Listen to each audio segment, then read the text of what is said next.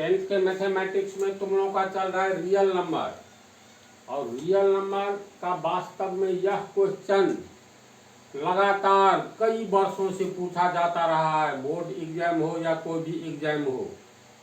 और इस चैप्टर का यह एक ऐसा क्वेश्चन है जिसको समझ लेने का अर्थ है पीछे की तमाम जानकारी तुम लोगों को हो चुकी है, अच्छा कंसेप्ट मिल चुका है। तो पीछे की बात को हम सिंगल सह अभाज्य संख्या का रिवाइज करने जा रहे हैं 1 मिनट के भीतर, ताकि इसको समझना इजी हो। पिछले पार्ट में को प्राइम नंबर सह अभाज्य संख्या तुम लोगों को बतलाए थे। तो सह अभाज्य संख्या का अर्थ होता है ऐसी संख्या जैसे मान लो 25/26, दोनों में एक और केवल एक कॉमन है, उभयनिष्ठ है। ध्यान से देखो तो इसको काटो तो ऊपर नीचे नहीं कटेगा। नहीं कटेगा का अर्थ हुआ इसका अभाज्य गुणनखंड जब हम करेंगे तो ये 1 × 5 × 5, 5 25, ये हो गया 1 × 2 × 13। इसमें अंश और हर में सिर्फ एक कॉमन है, एक के अलावा कुछ नहीं कॉमन है। ऐसी संख्या जिस संख्या के अंश और हर में सिर्फ एक कॉमन हो, एक के अलावा कोई अंक या संख्या कॉमन नहीं हो, तो ऐसी संख्या को प्राइम नंबर, हिंदी में सह अभाज्य संख्या कहते हैं। तो पिछले पार्ट में यही हुआ था, ये समझ गया। अब ये इसमें हम लोगों को साबित करना है, साबित करें कि √2 एक अपरिमेय संख्या है। तो परिमेय संख्या और अपरिमेय संख्या, इस पर पिछले कई पार्टों में ये हो चुका है, एक पार्ट में समझाया ऐसी बात नहीं है। तो सिद्ध कीजिए कि √2 एक अपरिमेय संख्या है। इसका अर्थ ये हुआ √2 को हम लोग अंश बटा हर के रूप में नहीं लिख सकते हैं, क्योंकि अपरिमेय संख्या में अंश प्राप्त ही नहीं होता है, तो हर कैसे प्राप्त होगा, है नहीं सी बात। तो इस टाइप के क्वेश्चन को साबित करने के लिए हम लोगों को उल्टी चाल चलना पड़ता है। उल्टी चाल का अर्थ ये हुआ, अगर मान लो दुनिया में 2 ही तरह का लिंग है, या तो स्त्रीलिंग है या पुल्लिंग है। तो अगर ये देखो लकड़ी, जिस शब्द के अंत में दीर्घ ई सुनाई दे, प्रायः वह स्त्रीलिंग होता है, व्याकरण में बतलाए हैं। तो लकड़ी वास्तव में स्त्रीलिंग है ना। कहेगा साबित कीजिए कि लकड़ी स्त्रीलिंग है। अगर हम यह साबित कर दे जो लकड़ी पुल्लिंग नहीं है, इसका मतलब स्त्रीलिंग है। बात को समझा। फिर इसको फिर एक बार दूसरे ढंग से समझ लो। ए नाम का कोई मतलब जीव है, जीव का अर्थ मनुष्य से लो, जनता। जैसे भारतीय जनता का अर्थ होता है औरत और मर्द दोनों, होता है ना, लड़का और लड़की दोनों होता है। तो ए के बारे में साबित करना है, जो ए ये चलो वास्तव में ये लड़की है, ए लड़की है। साबित करे कि ए एक लड़की है। अगर हम ये साबित कर दे ए पुल्लिंग लड़का नहीं है, तो इसका अर्थ हुआ किसी भी हाल में ये लड़की है। तो इन दोनों बातों से समझ गया ना, कुछ निष्कर्ष निकल रहा है। यहाँ हम लोग को साबित करना है √2 एक अपरिमेय संख्या है, ये साबित करना है, टू प्रूव।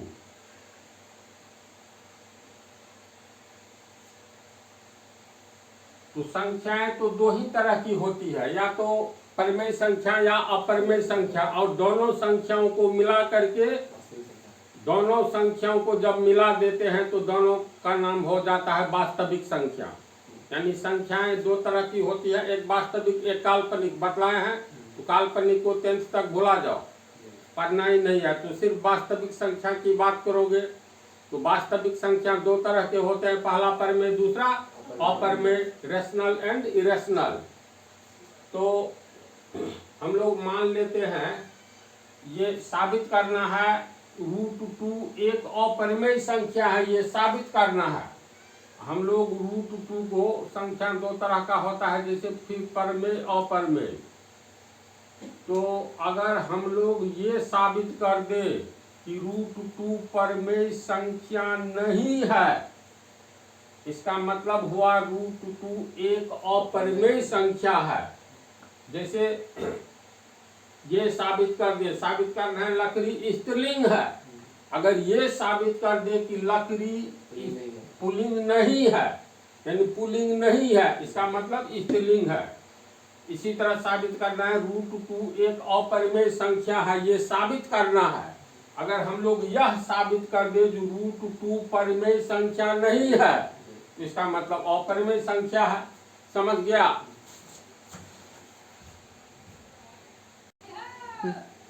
यहाँ पर सिद्ध कीजिए कि √2 एक अपरिमेय संख्या है।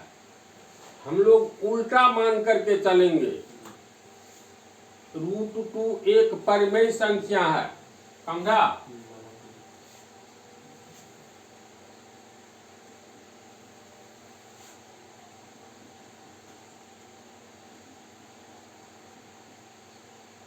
माना कि √2 एक परिमेय संख्या है।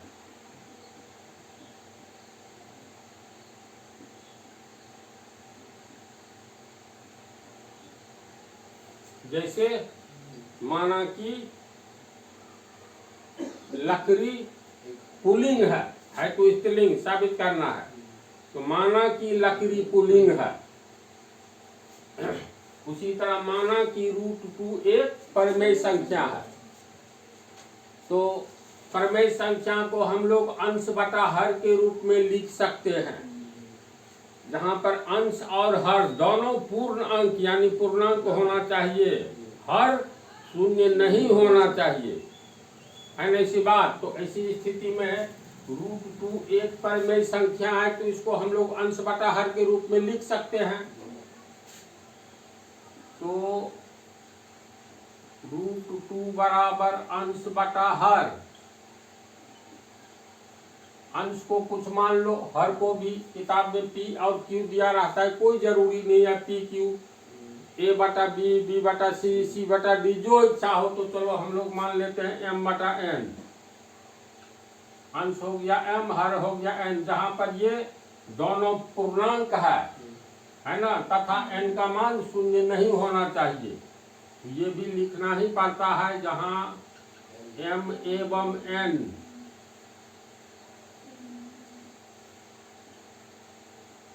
पूर्णांक है तथा n is not equal to 0, n शून्य नहीं होना चाहिए। तो √2 को हम लोग मान लिया है एक परिमेय संख्या। तो √2 को अंश बटा हर यानी m बटा n के रूप में लिख सकते हैं, है ना। इसलिए √2 बराबर m बटा n। अब ऐसा भी तो हो सकता है m को n काटे, एक दूसरे में कुछ कॉमन हो। कॉमन हो का अर्थ ये हुआ, जैसे मान लो 12, m का मान है 12 और n का मान हो गया मान लो 16। एक अलग से उदाहरण, बराबर √2 नहीं समझो, m और n का कुछ न कुछ मान होगा। अगर m का 12 है, n का 16 है, तो ये हो गया 12 बटा 16।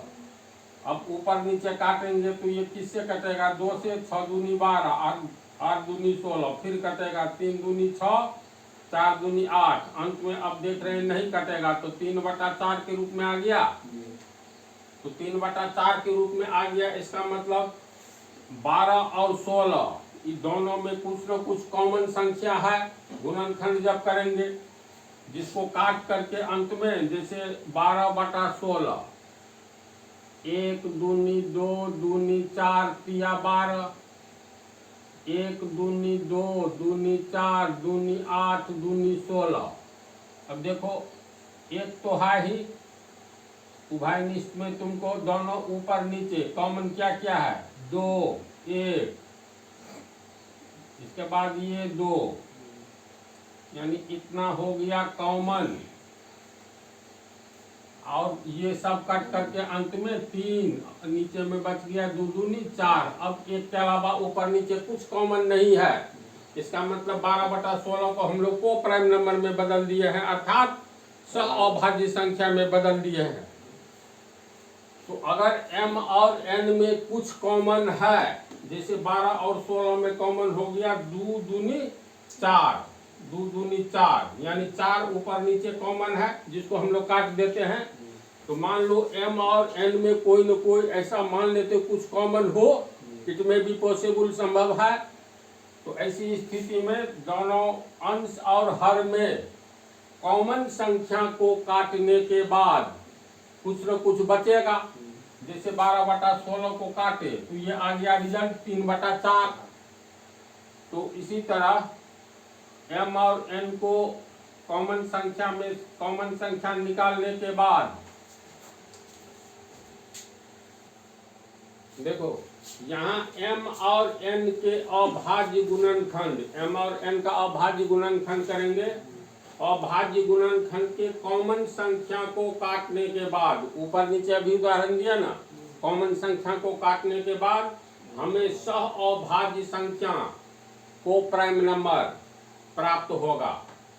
तो पुनः माना कि वह सह अभाज्य संख्या c/d है। अर्थ ये हुआ, अगर मान लो 4/10 को काटेंगे तो क्या प्राप्त किससे कटेगा, 2 से 5।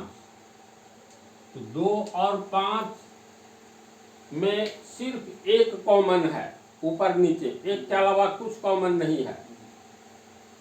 तो यही हो गया सह अभाज्य संख्या।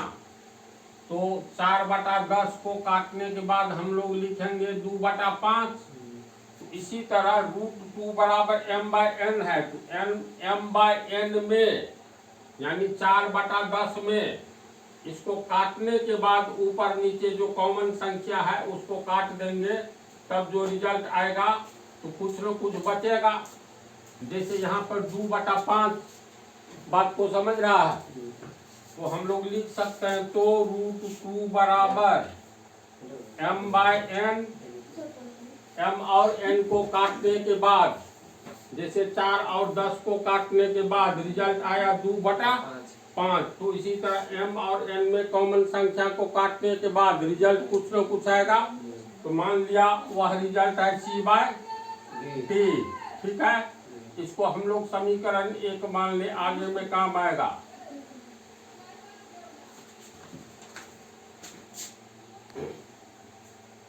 यहाँ पर देखो √2 बराबर c/d हम लोग लिख सकते हैं। √2 बराबर m/n बराबर c/d, इसीलिए √2 बराबर c/d।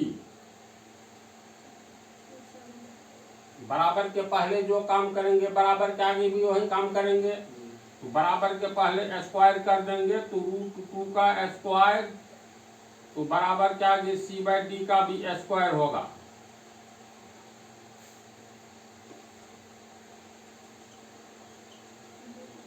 अब ये हो गया √2 का होल स्क्वायर 2 होगा, √2 गुने √2 बराबर 2।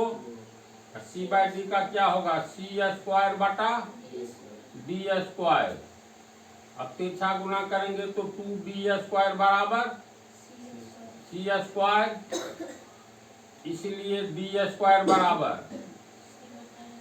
c²/2 होगा। अब यहीं पर ध्यान देने वाली बात है, तुम लोग को एक थ्योरम बतलाए थे, इस हिसाब को स्टार्ट होने से 2-3 पार्ट पहले।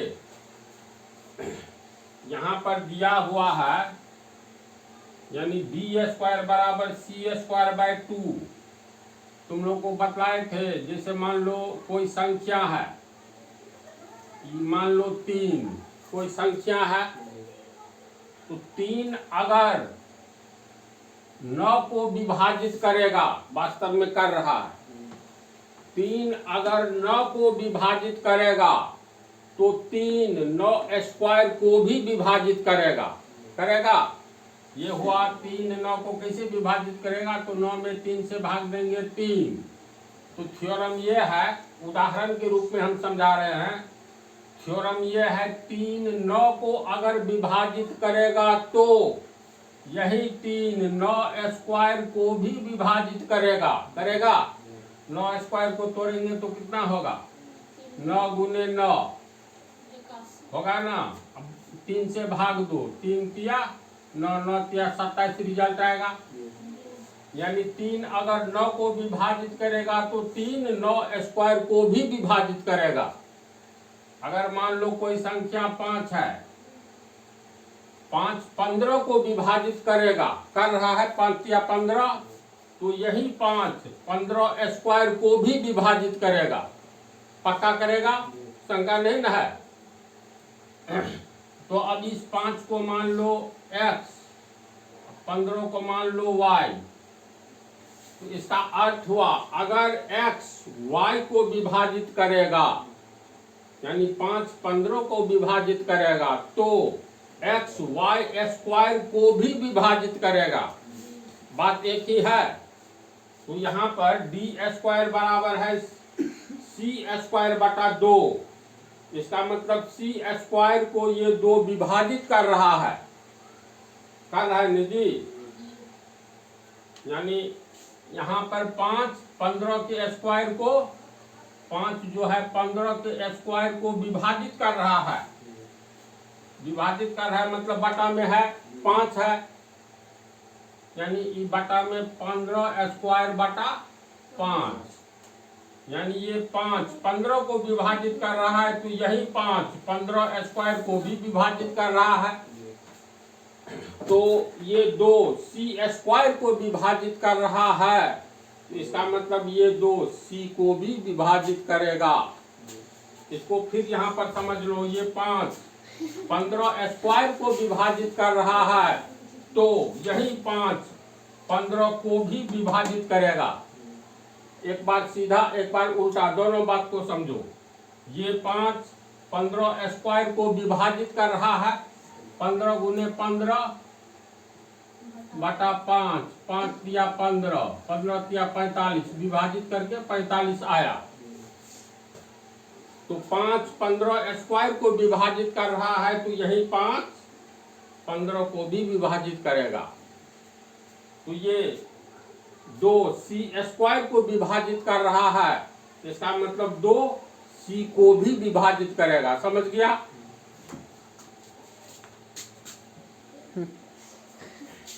तो 2 सी को भी विभाजित करेगा। तो विभाजित करने के बाद कुछ आएगा नहीं जी। जैसे मान लो 12 को 3 विभाजित करेगा तो क्या आएगा रिजल्ट, 3 चौका 12 4 आएगा। तो सी को जब 2 विभाजित करेगा, जैसे 12 को 3 विभाजित करता है तो रिजल्ट 4 आता है, इसी तरह सी को 2 विभाजित करेगा तो मान लो रिजल्ट ई आया।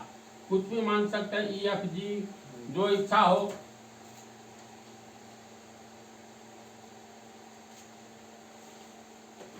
तो इतना आया, इसको फिर हम लोग हल करेंगे तो क्या होगा, इसलिए सी बराबर तिरछा गुना करेंगे 2e होगा ना।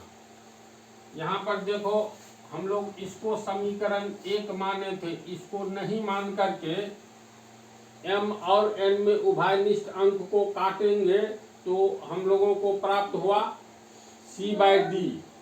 तो √2 बराबर m/n बराबर c/d, तो √2 बराबर c/d लिख सकते हैं। इसको समीकरण 1 मानेंगे। अब समीकरण 1 में c का मान बैठाएंगे, c बराबर 2e है ना। तो समीकरण 1 में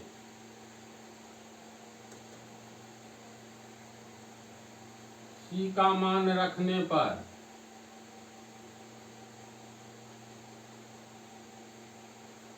समीकरण 1 से है √2 बराबर c/d।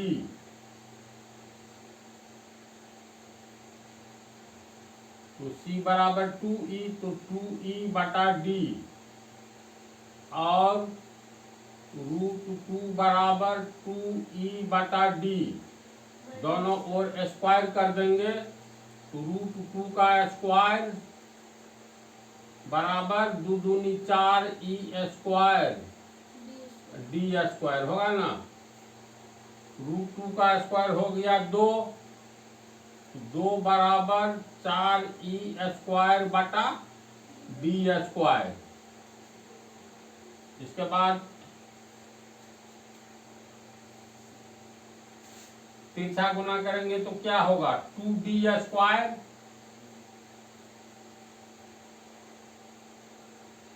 बराबर 4e स्क्वायर और डी स्क्वायर बराबर 4e स्क्वायर। ये 2 नीचे आ जाएगा, 2 दूनी 4 कट गया तो 2e स्क्वायर बचा, इसलिए डी स्क्वायर बराबर 2e स्क्वायर।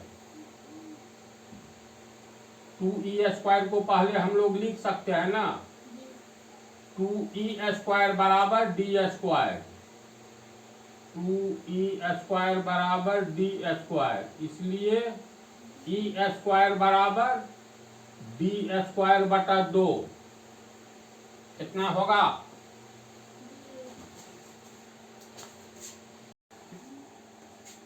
यहाँ पर e स्क्वायर बराबर डी स्क्वायर बटा 2 है, इसका अर्थ ये हुआ ये 2 डी स्क्वायर को काट रहा है, वन अर्थ ये। तो डी स्क्वायर को 2 विभाजित कर रहा है, इसका अर्थ हुआ ये 2 डी को भी विभाजित करेगा। यह बात हम यहाँ पर लिख रहे हैं।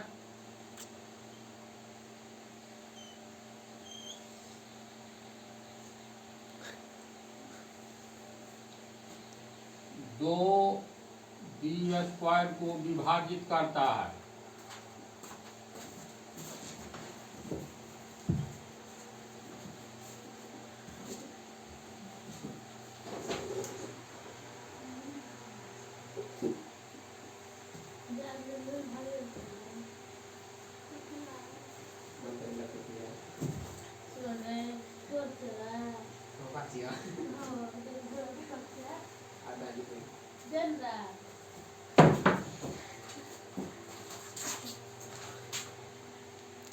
यहाँ पर ये ध्यान दो, 2 डी स्क्वायर को विभाजित करता है, ये 2 डी स्क्वायर को विभाजित करता है, इसलिए 2 डी को भी विभाजित करेगा। कई उदाहरण दे चुके हैं, इस पंक्ति पर ध्यान दो, 2 डी को भी विभाजित करेगा। समीकरण 1 में देखो, ये डी 2 से कट रहा है, इसके बाद ये स्थिति देखो 2 सी को भी विभाजित करेगा। ये स्थिति 1 मान ले और उसको इस पंक्ति को स्थिति 2 मान ले।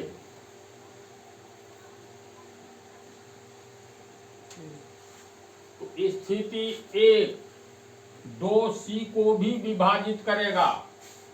ये दिया हुआ है समीकरण में, समीकरण 1 में, यानी समीकरण 1 से √2 बराबर c/d।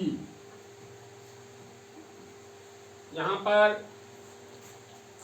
पहले इसको देखो, 2c को भी विभाजित करेगा। ये c 2 से कट रहा है, विभाजित हो रहा है। स्थिति 2 d को भी विभाजित करेगा, d को भी 2 विभाजित करेगा।